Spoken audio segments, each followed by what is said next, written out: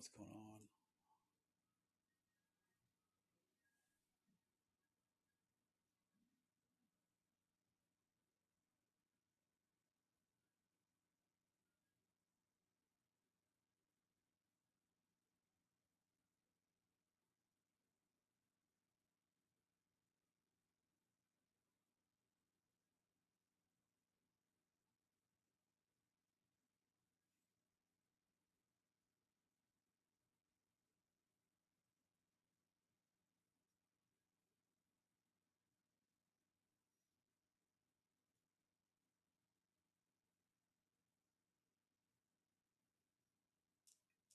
Hello, everybody. Good afternoon. LJ here, the Podak podcast dude.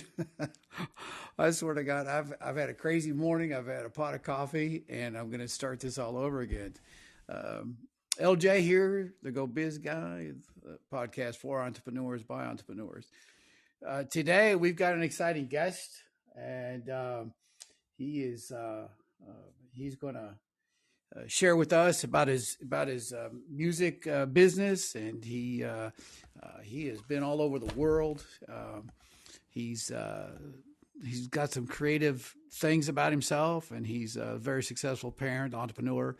And we're going to find out about his musical background and how he feels about starting music. Uh, he's a multi-million-dollar real estate producer, and maybe we'll touch a little bit about his real estate expertise and during the bad economy. He's from Hopkinsville, Kentucky, and I'm not so sure about Hopkinsville, Kentucky. So, with that in mind, I'd like to introduce to you Gary Donaldson. Gary, welcome aboard.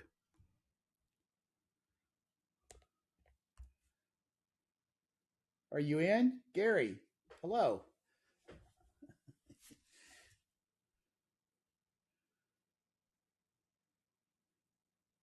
Okay, Gary, are you in? Can you hear me now?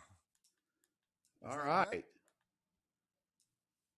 All right, I can hear you now. Yeah. So I just introduced you, and just want to go ahead and say welcome aboard, and thanks for chiming in, bro.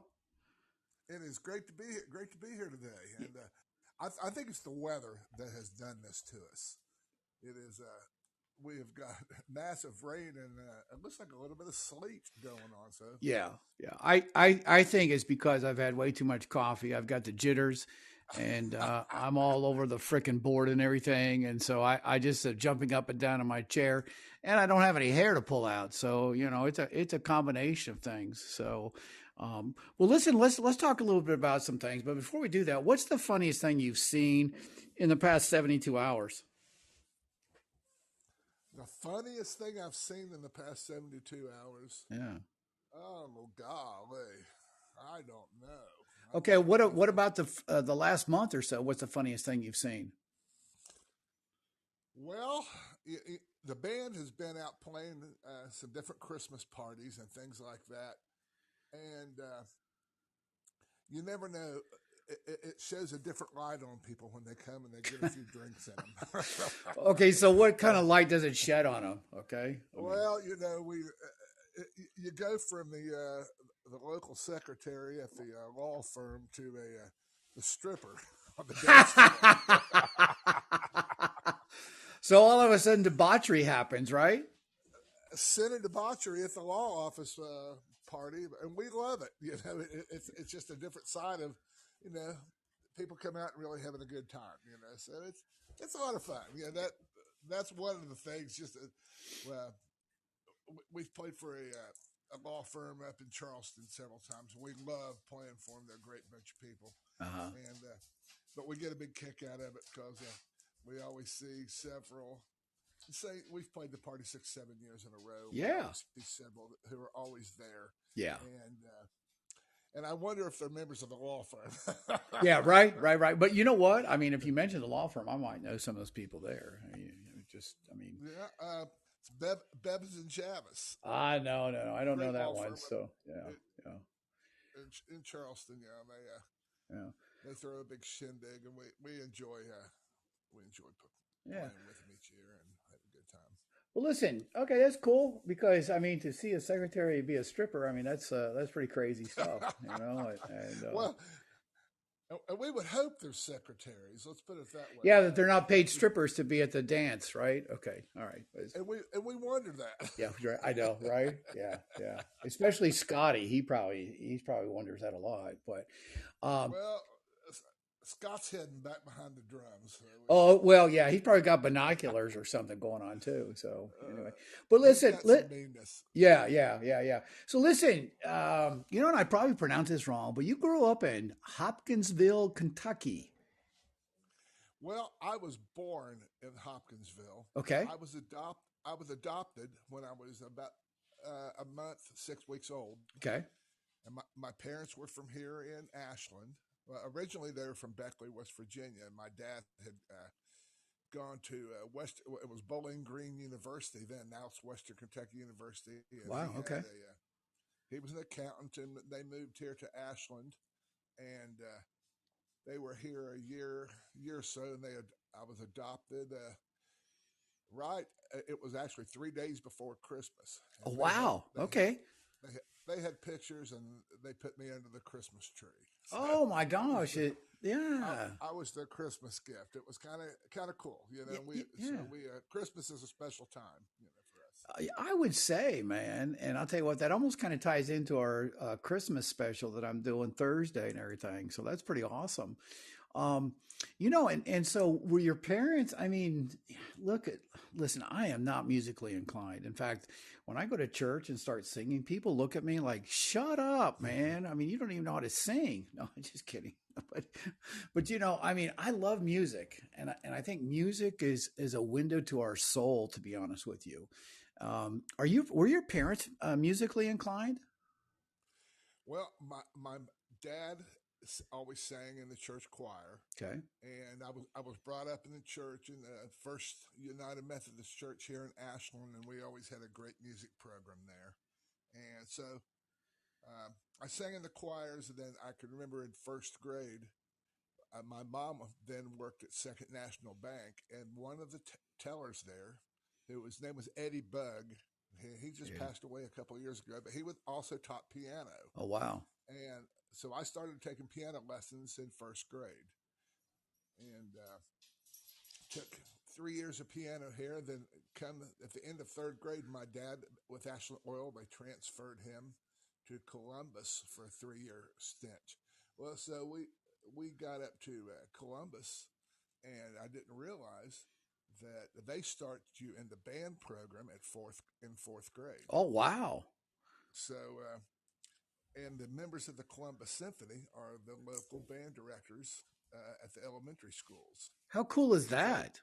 it was I didn't realize it at the time, because then my dad got transferred back to Ashland at the end of my sixth grade year. So I had 3 years in the music up there in elementary. But when I came back here, uh, they were just really starting. In Ashland, they didn't start you until seventh grade, and they had a little bit going on. But by the time I got back, I was much more advanced. Actually, I was very fortunate to have had that training. And my ninth grade year, I got to go over and play with the high school band, and that's really where my music it started. Playing in the local high school, junior high bands and things. And then at that time I was playing drums, and Okay. I thought that's what I wanted to do. I worked all through high school on I wanted to be a band director. Oh wow. That's what I thought Okay. anyway. Right. And so I worked, but I switched over to keyboards at about seventh, eighth grade. When I came back here, I got a little organ, old Farfisa organ, which is a classic now. Okay. But there were so few keyboard players in the area that I had several bands ask me to play for them, and they were 5, 6 years older than I was. They were Wow. out of school, Uh huh. and so I can remember actually my high school year, my dad hooking a trailer to the back of his car, and he would pull the band, and we would go and play local, within 100 miles or so, play local clubs, and Wow. things, and my parents were very behind me. Well, I should probably mention that during my high school year, wanting to be a band director, I worked and I got a full 4-year scholarship to Moorhead. Yeah. And with that being said, when I graduated school, the guys I were playing with, they said, "We're going to go out on the road for 3 months, and we want you to go." So I was like, "Oh, this will be the neatest thing ever." And so we went out and traveled for about 3 months, and went from Cleveland to Atlanta and back and forth all in between. And after Dang. when it was time for college to start back, I had to do the call of calling my parents and saying, I don't want to go to Moorhead. I want to be a rock star." I want to be a rock star. And did you put Yeah, your hands sure. up with the two fingers, like I want to be a rock star? Yeah. Like Ringo Starr. Yeah. Yeah. Right. Exactly. He's- so that's where it all took off. And my parents were always very supportive, and I'm sure in the back of their minds they're thinking, "What's he thinking?" But we went on, and I played out on the road for a couple years. That band broke up. I came back to Ashland for a year, and we put another band together. And we put ads in the Louisville, Lexington, Cincinnati, Indianapolis paper looking for a couple other musicians. And I met a guy from Louisville, Uh-huh. and he was very good singer. He was Yeah. graduating from University of Kentucky. His Uh-huh. wife sent him up here, and we ended up forming a band, and we hooked up with another band out of Dayton, Ohio. Okay. And we were very fortunate. This guy had a band called Blue Max, and he had this for 3 or 4 years by the time we got there. But very smart individual, and he had the band, but he owned a concert company, and he wrote and owned a sound system. So he was putting these concerts on at Dayton O'Hare Arena, and Blue Max would open for him. Wow. And right before we joined the band, he had and they were all just in their first album state. The Eagles, Aerosmith, REO, Oh, wow. all the big classic rock bands. Yeah. He was putting these concerts on, and he was having Blue Max open for him. Wow. So we got in on the end of that. We had a gentleman at Wright State who was a professor of theology, and this was around 1977, 78, and there was the big recession going on, starting, and we wanted to. They had the idea of writing a rock opera on Buddhism, kind of like Jesus Christ Superstar. Wow. That's crazy. Yeah. 8 or 9 songs, and we spent the better part of a summer going in between New York and Miami, trying to get one of the labels to get behind it. Our idea at the time was that there's 100 million Buddhists all over Asia, and if we could just sell a million of these records, it'll be successful. Yeah. But right. we just couldn't find. I don't know how many turn down letters we got. We couldn't find anybody to put the money behind it Okay. on this. So the band ended up breaking up, and we took the name, and we continued on with it for about 10 years. And we put out several CDs, cassettes, and were able to travel all over Europe, and we had a blast with it. 3 months in Europe, and then a couple of years later, we went down to Central and through the Caribbean, Central and South America, and it was a great ride. Well, yeah. Well, it sounds. I mean, dude, it sounds like the life of a rock star, man. I mean, to travel all over Europe, to be on the road, and playing. If you guys opened up for the Eagles or somebody like that, I mean, I saw those guys in person before and everything. I mean, that is some historical stuff. I mean, that is good. Well, we were very fortunate at the time when we hooked up with this guy, and he was also a producer, and he had done all this. So we had a good name up around Cincinnati, Dayton area. And then after he after he left the band, we reformed with a couple other players, and we got signed by a Nashville talent agency. Wow. And so we toured all over the South and the Southeast, doing a lot of the colleges and a lot of one nighters, just about everything one nighter. Yeah. We do 5 or 6 one nighters in a 100-day stretch. We do 85, 90 shows. It was crazy. Well, let's back up for that for a second and everything. So if I'm a business guy and I'm doing like 85 shows, okay, and I'm looking to feed myself and 4 other people in a band, is there a supply and demand chain here when you ask for price and cost? Because let's say if I'm doing 85 and I'm charging $1,000 a pop, well, that's $85,000, right? Yeah. Well, at the time we were young and dumb. Young and dumb. And I won't finish it. Okay, yeah. But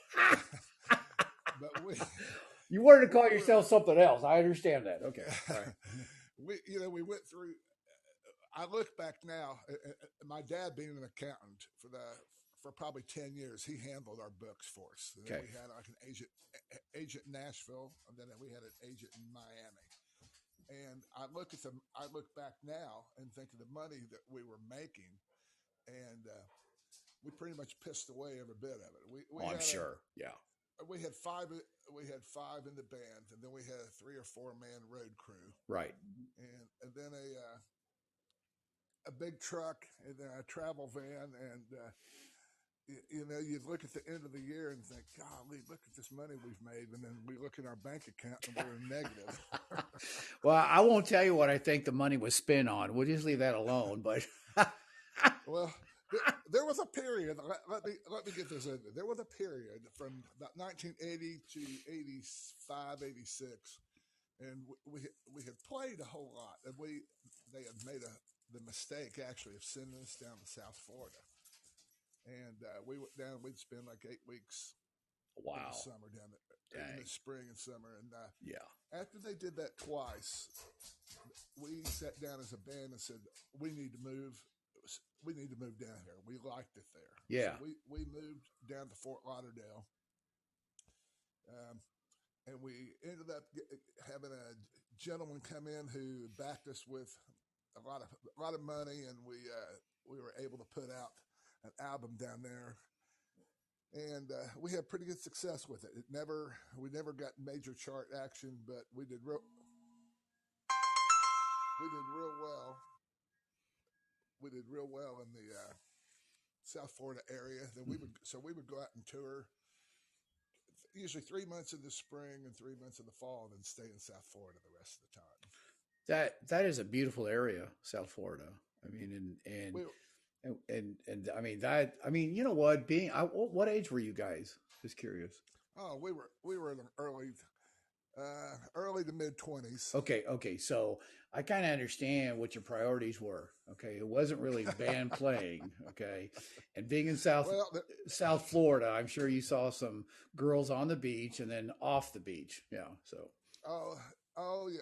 Well, that was a crazy time because right. That was right when MTV MTV came out in 79, 1980. Yeah. It was crazy. Yeah.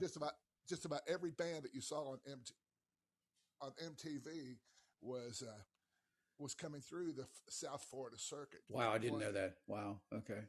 So and there were these concert nightclubs. I mean, there was a really, really cool experience because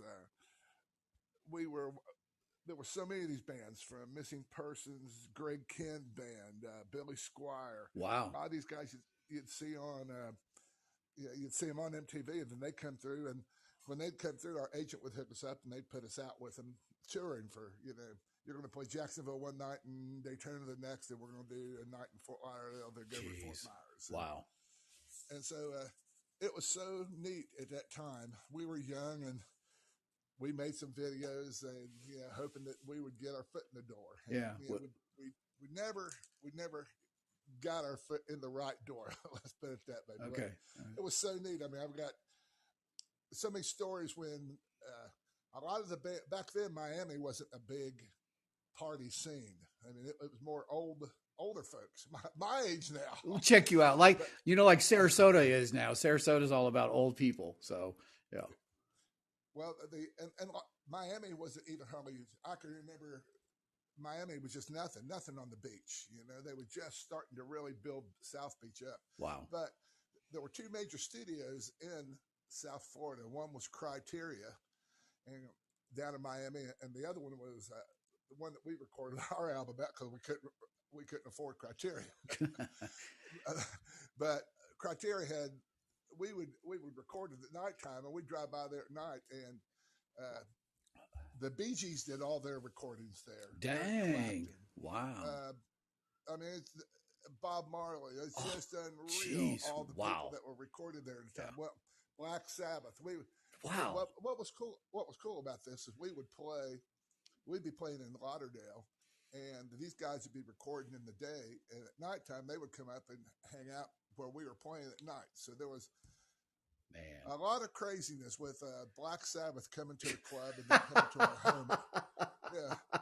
Yeah, but you know what? To say that you knew these guys, man. I mean that almost puts you in the category of a rock star, dude.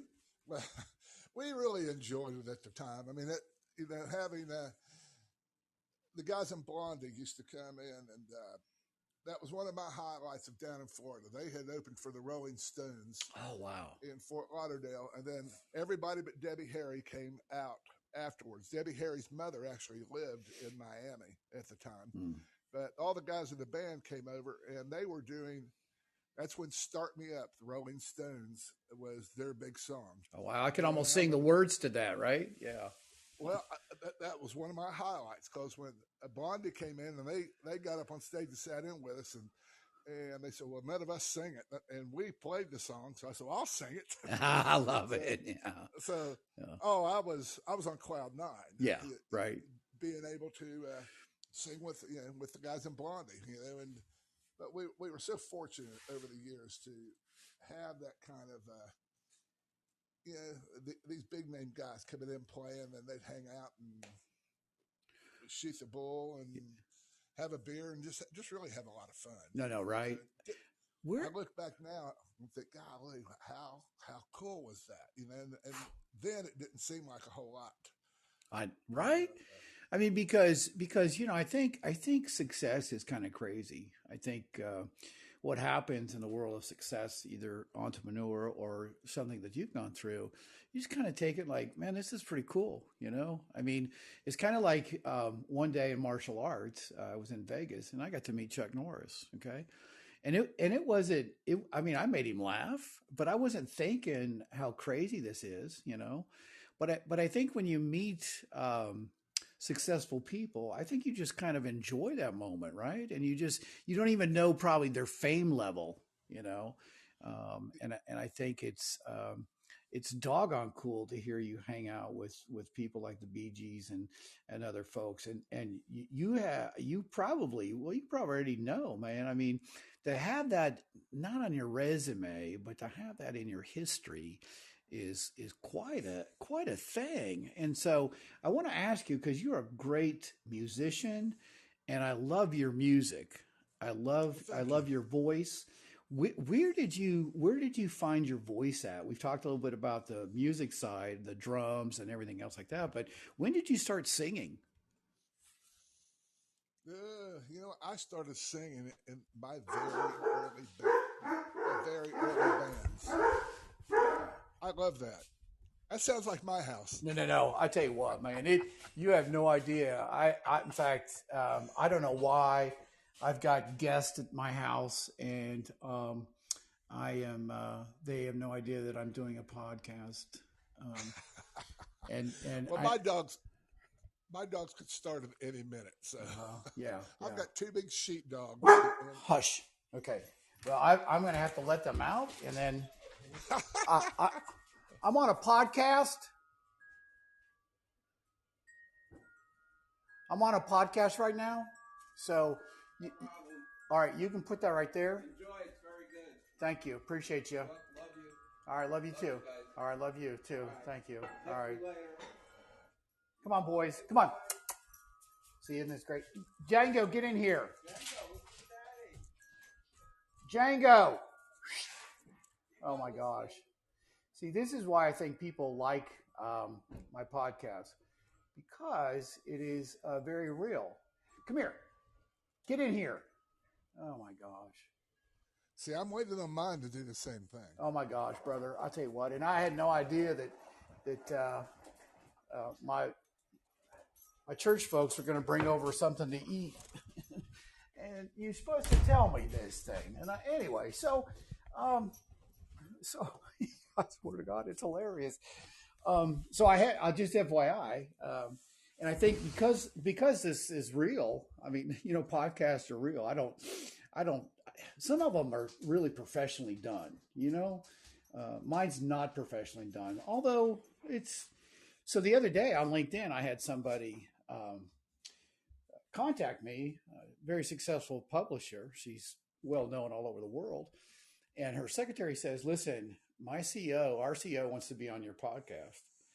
So I contacted her and everything, and she is in South Africa, and she's going to be my first guest in a foreign country that I've interviewed. Oh, excellent.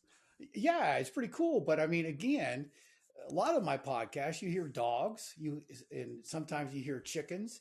And a friend of ours, I mean, he just bought this huge farm over here, and he's got cows, and sometimes we hear the donkeys. Anyway, okay, so let's get back to your voice.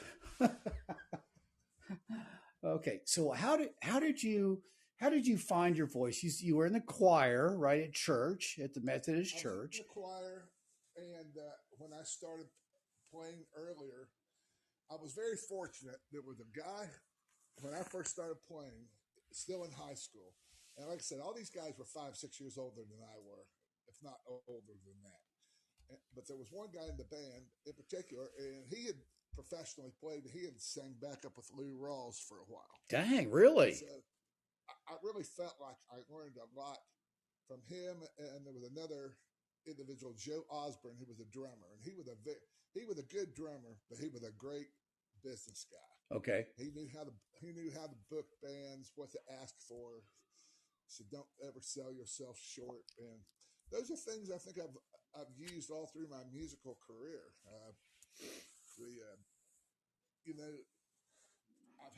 I've been fortunate to play with some guys who have done it and seen it.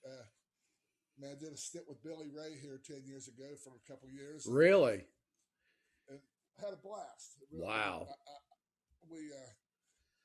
I figured truthfully, this has been about 11 years ago or so, and still playing music, regionally, and we had our bands, but I got a call from the guys, and they said the keyboard player had left the band, and so we're looking for a keyboard player, and we said, we know you. I was selling real estate and had my band, and we had a day spa here in town, so I had my hands full. They said, well, if you want this gig, it's yours if you want it. Wow. So I said, well, I'd love to do this. I said, and I was actually driving. We have a home in Florida, Florida, and I was driving from there back to Ashland, and it was about Jacksonville when I got the call. Wow. And I said, okay. I said, so tell me the glimpse on this. So we got a gig, and the gig's in 9 days, and we need you to be ready for it. And I'm like, okay, that really sounds pretty cool. I said, so when do we rehearse? He said, well, there's no rehearsal. And the first gig, you have a passport? And I said, yeah. And they said, well, the first gig's in Norway. Oh, wow. So you will need to work up these 25 songs. And I said, well, other than Achy Breaky Heart and maybe in a couple others, I've not heard any.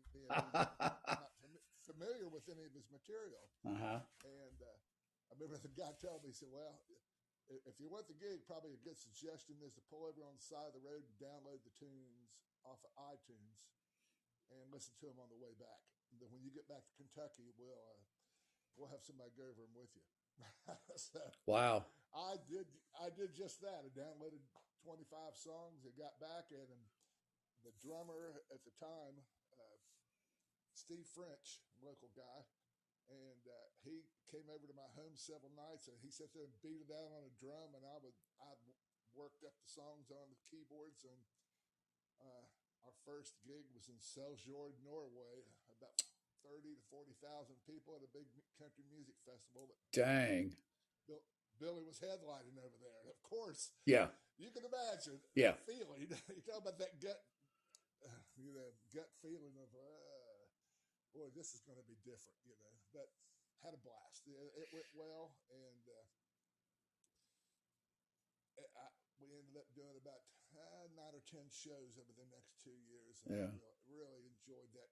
It was just like a little taste of big time later in life, where I really could appreciate it. Yeah. We Yeah. did that. Went to Canada several times. Played a couple casinos down on the Gulf Coast. Got to go out and do a short tour with let's see, who was it? Mike Huckabee and Sean. It was like a freedom tour, what they call it. And Mike Huckabee and Sean Hannity would get up and speak for Glenn Beck, would speak for like 5-10 minutes. It's just a pro democracy, love your country kind of deal. Wow. And we really it was so neat hanging with those guys and be able to talk to them and things like that. Really, really interesting. I feel so fortunate. Whether we've sold millions of records or not, I've had a great music career, and the business behind, and I think when I talk to some entrepreneurs, and I talk to them from all over the country, and it's it's very interesting because I think probably what's driven you is your passion, right? this is my music has always been my passion. I love to do it. I Can you love. turn up your mic a little bit? You're getting faded. Am I okay? Is that better? Yeah. Okay. Music has always been my passion. Um, I don't know. My wife and I have been into real estate. We have a day spa here in town. Yeah, a very successful one, and I enjoy going there. Okay, that's a commercial. Okay, thank you. yeah. And we do other things, but it all comes back to music, and I love playing music and performing in front of people, and it just it does something for me. Well, and I think what's kind of interesting is that people, and I think you probably may have gotten into real estate, and you and your wife met while you were on the road and everything, and so passion followed passion when you fell in love with her, and then you guys have an entrepreneurial spirit about you, and you're in real estate and everything, and so I think that some people get into their passion business, but they want plan B, if you will. And then for you to successfully be an entrepreneur in Plan B and Plan A is quite an achievement, because a lot of people don't do B very much to honor A, if you get my drift. Oh yeah. Well, when I first started doing this music thing, young on the road, I had a friend of mine tell me, and he said, "Hey, if you're going to try to make music your career," he said, "you need a backup plan." And he had rentals at the time, and so I bought my first rental house. Okay. And then it just kind of went after that. I was buying repos from one of the local banks here. Okay. And we bought a few of those, and we would redo them and then turn them into rentals. And he was very smart. I am so glad. John Griffith, he actually owns Studimo Sound, and Oh wow. Okay. big sound company here in town, and actually nationwide. He's a nationwide sound company now. Okay. He actually started with Billy Ray, and took it from there, and has just turned it into a multi-million-dollar successful business. And he does staging and lighting, and provides gear, and travels with all kinds of about every major artist that he has gone out with at one point or another. So I'd almost say that probably the music industry, correct me if I'm wrong, but it's built on relationships. Very much so. Very, very much so. And everybody helping each other. When you're first getting into this, I think there's a competitive edge to it. but you definitely need to network. You'll get much farther at this networking with each other and seeing well, just looking out there and seeing what works and what doesn't work, and using that as a guideline on what's going to make you successful, what's going to make you stand out. Well, you've traveled all over the world, and you've been networked with some very successful large bands and everything, and people, and so I think what happens a lot of times too is that your past kind of helps you in the future, right? And so you do learn some business principles. Being an entrepreneur, sometimes people need to surround themselves with a good accountant, good attorney, some other things as they grow. But sometimes when they start a business, they don't know how to put those things in gear. And sometimes, when you were traveling, and I brought up that I was going to be interviewing you with some friends and family, and they talked about your cash band that was very successful in the area. Yep. There was another in between the Blue Max and what we do now with the Party Bus. There was an act we had for about 5 years, and we put a CD out, and it was actually quite successful in Australia. We could not. We did 3 or 4 different showcases in Nashville trying to get a major record deal, and at the time we were told it was between us and Lone Star. Wow. And so Lone Star got the deal, and we've won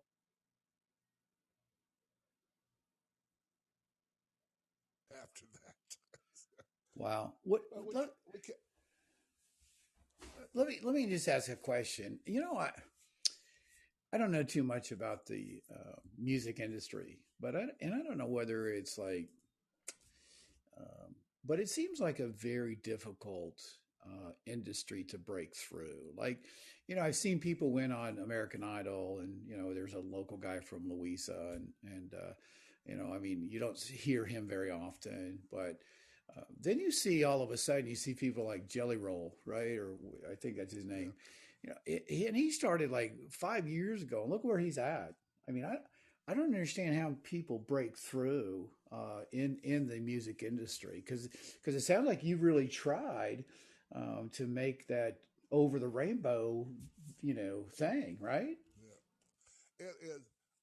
I really believe a lot of it is talent, but a whole lot of it is luck. Oh, Right really? place, Okay. All right. right place at the right time. Okay. It's like you've mentioned several artists that have been on American Idol lately. I mean, the last few years from our area, and And they've not America's done got very well. Yeah. and they've not, yeah, they've just not, and I believe a lot of that is they're thrust out there in that spotlight, and they had no experience behind them, and to go from singing on stage uh, on American Idol or something to actually going and performing in front of 4 or 5 thousand people, two different worlds. You You know, know, either you got it, either you have. Because I have always said half of it is how well you can sing and how well you perform, and the other half is how well you entertain. And ah, okay. the crowd wants to be entertained. Yes. They want to, they don't want, unless you're just a killer singer and songwriter. People come now, they want more than just somebody standing there singing. They want to be entertained. They want to leave there.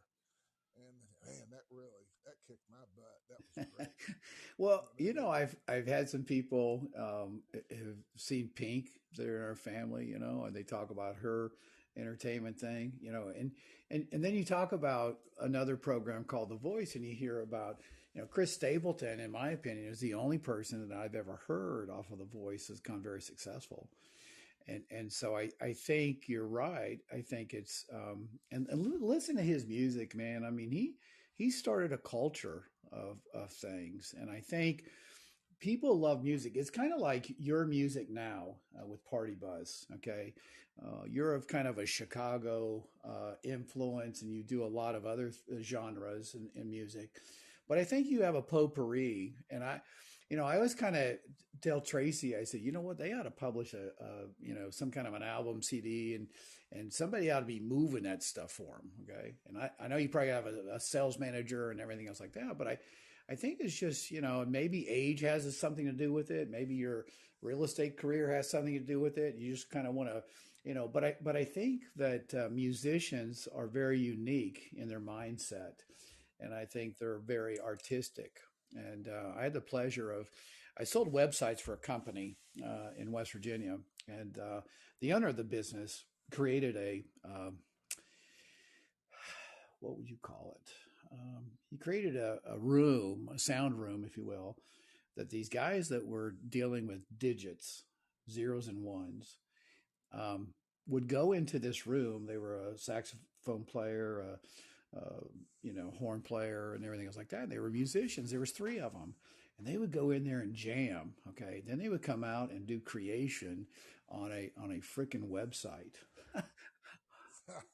You know what I mean? Because they understood music. I mean, do you read music, or do you just is it's all by ear? Well, I can read music, but I have lost the ability to sight read. Okay. So so I but we, in our band we are so in Party Bus we are so fortunate because I have Jeff Carter is our arranger. Okay. He's sax player from a very musical family. His brother's Jason Carter is one's been up for several Grammys. He's won a Grammy with Del McCrory. Wow. Uh, Fiddle player, just excellent, and so that's in his blood. And we are fortunate in our brass players. I have Greg Wing, who is my first trumpet player, and Greg just this year retired from Moorhead as the head of brass studies there. Okay. And Greg was where do I start? Tom Jones band leader, Cher's band leader. Dang. He's played with Sinatra, Tony Bennett, Wow. Pavarotti. I mean, Dang. his and to be able to have him play with us and sitting, we love sitting in the back. I mean, he's been with the band 4 years now, but to listen to his stories about being on the road with Tom Jones and to hear these Sinatra stories, which they're mind blowing. Yeah, like, the mobster. Yeah. Yeah, this needs published. Yeah, right. I mean, and you, yeah, and just as a side note, Gary, I mean, you ought to do a publication of some sort, man. You've got a great history behind you, and people would love to hear that story. And I know people have published some books, and I just, I mean, it's okay, but I think. And this podcast, I tell you, it goes all over the world. It goes all over the country. People are going to get to hear about, music in a business light and hear your stories. And I think it's amazing. I mean, I'm never going to publish a book because I just don't have that history like you do. And I, so I think it's just pretty cool. And you and your wife, I mean, I think there's a key to success that you have conquered. And I think it's amazing what you've been able to do and to say that I was in Australia. I've got a party bus band now, and what I love about your party bus, man, your brass, man. I'll tell you what, it just blows my mind. And then when you start singing with it, I mean, it's jamming stuff, and I love your band, and thank you. I think it's just very creative, and your voice and your female voice, I forget her name. Gina. She is excellent. I mean, and she anyway. And how'd you come up with that name, Party Bus? It was right out. We were looking for something that would be kind of young and fun, and we thought, let's hop on the party bus. And then one of the guys who in the band said, a great saying would be, "We bring the party to you." So I said, well, let's just call it Party Bus. Okay. So that's where the name came from, and with this band here, we really have a lot of fun with it. Six horns, being able to play. We're playing a lot of tunes that have never been able to play for in a band. Like we've been in a lot of Blood, Sweat, and Tears, Yes. Chicago. Yes. Some music that I never really cared for when I was younger. We do some disco, Yeah. and I never was a disco fan ever because I was a big rocker. Sure. But Right. having Yeah. six horns behind you when you're playing it, that changes things. Yeah, you bet. Yeah. Yeah. You know, it's a lot of fun. You know. Well, and I think the demographics change in music. I think that what's kind of unique to me, I don't know who I can say that is like in their 80s and they're still rocking. I think the reason why they're still rocking is because they have a passion. Not so much maybe that they own, they want the money. Well, maybe they do want the money. I don't know, but you stop and think about people that are still playing and they're still selling out to arenas all over the country and probably all over the world still playing because I think that the demographics like are there. I think when you take a look at what's her name? It slips my mind that she's so famous now. What who are you talking about? Come on, man. She's blonde and she's dating that KFC guy right now, the Chiefs guy. Um, what's her name? Oh, See, we're showing our age right here, bro. Because we can't remember. but she, well, she huh? I was gonna say I just went and saw Ringo Starr just a month ago. See, and he's 81. Wow.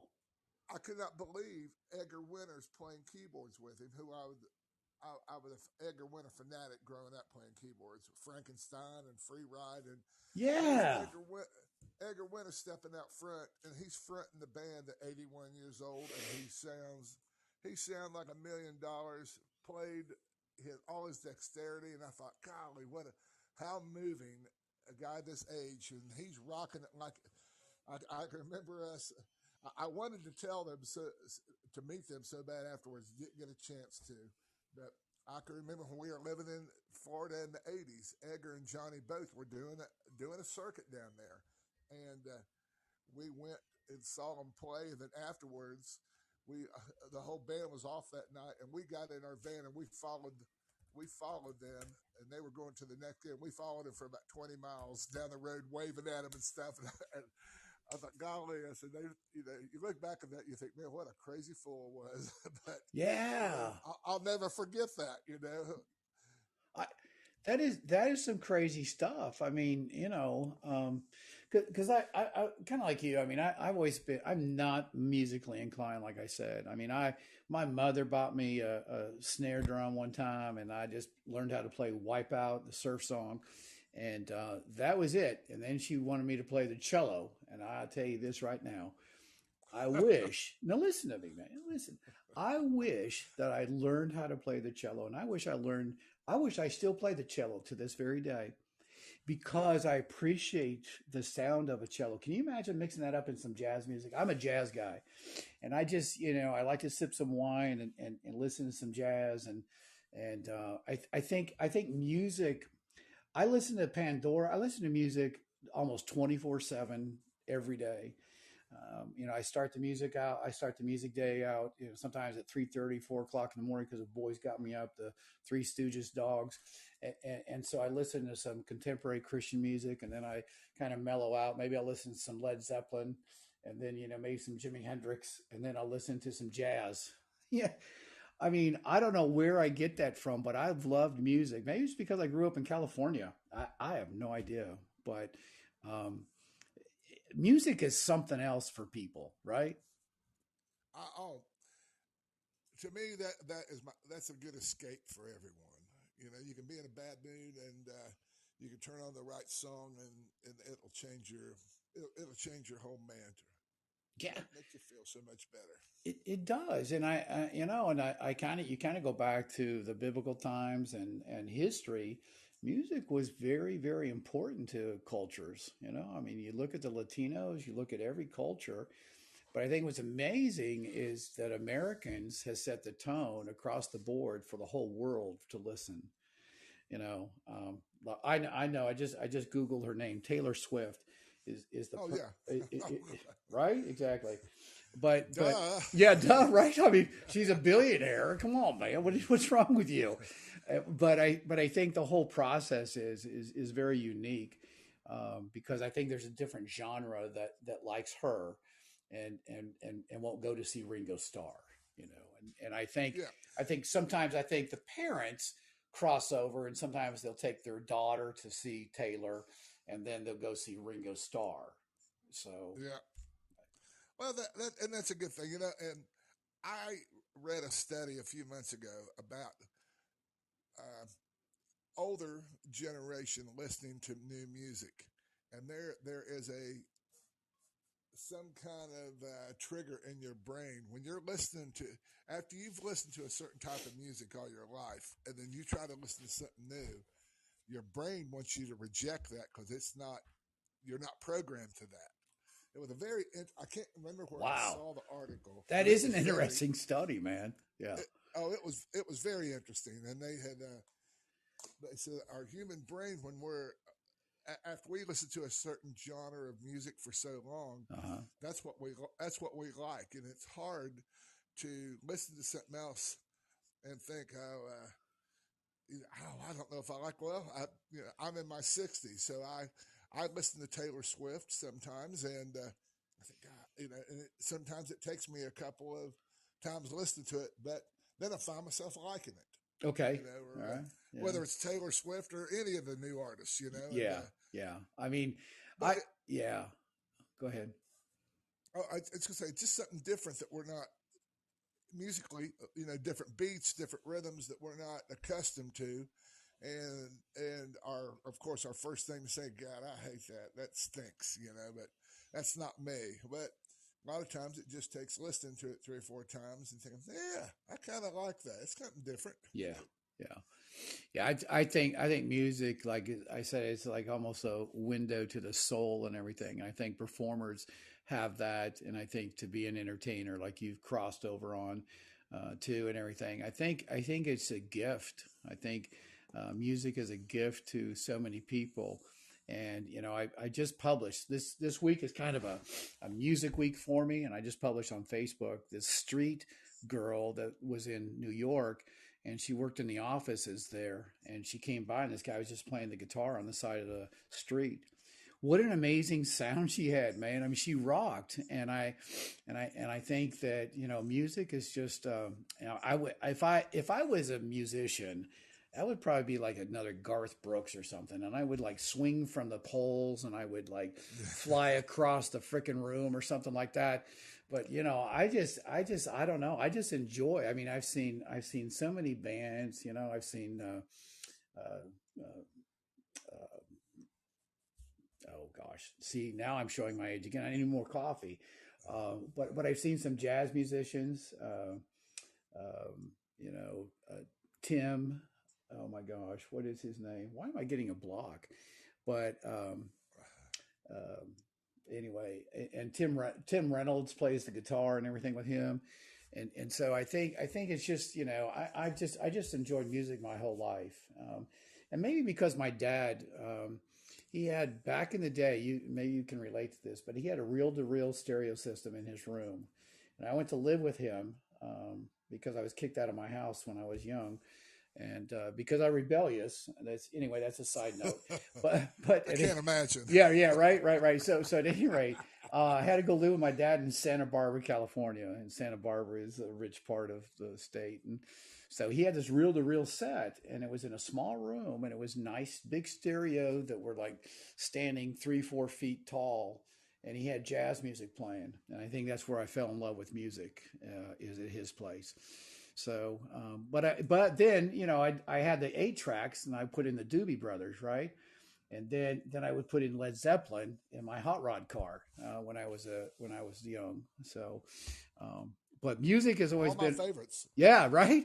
I mean, I've seen the Doobie Brothers. I didn't see Led Zeppelin. I wish I would have seen Led Zeppelin. And there's anyway, I go on and talk about music, and Gary, I just really appreciate your time today, and this has been so good. It's been crazy to get you on, and then to have a commercial with my church people delivering food to us. Well, you I know, want to ask you, what they bring you? Something good? well, I don't know. Dude. He said it was good, and then it's out on the porch and everything in the cold, so it's in a nice pan or something. I don't know what he brought. So, but anyway, thank you so much. This week also we're having a Christmas special. I have a friend of mine that is out in Utah. He used to be a chaplain for the Major League Baseball, and he and I are going to share the Christmas story because I can't believe that this weekend is Christmas. It is coming up so fast, and I went out this morning and did a little shopping before we did the started the podcast, and people are in the spirit, and Wow. it's a great time of year. Yes, It's it a great is. time. Help your fellow mankind and be good to one another, and things will work out for you. It's interesting because I've done a lot of research and for the podcast. I usually spend a couple hours working on the podcast and everything. Do some history to make sure you're not in jail and stuff like that. And so, it's interesting about Christmas, and so we're going to be talking about that. But Gary, listen, wish you and Lisa a very Merry Christmas. You've been a blessing on the show and everything, and this will be live Thursday, and everything, and we'll get to broadcast you and put you out there into the world of social media. I love it, and it's been a pleasure. I appreciate you letting me be a part of your podcast, and we love you and your lovely wife, and just Yeah, wish the best for you both. yeah. Thank you so much, You Gary. God bless always you. in our prayers. Thank you so much, Gary. God, Take God care. bless you too. Have a wonderful day. Bye bye.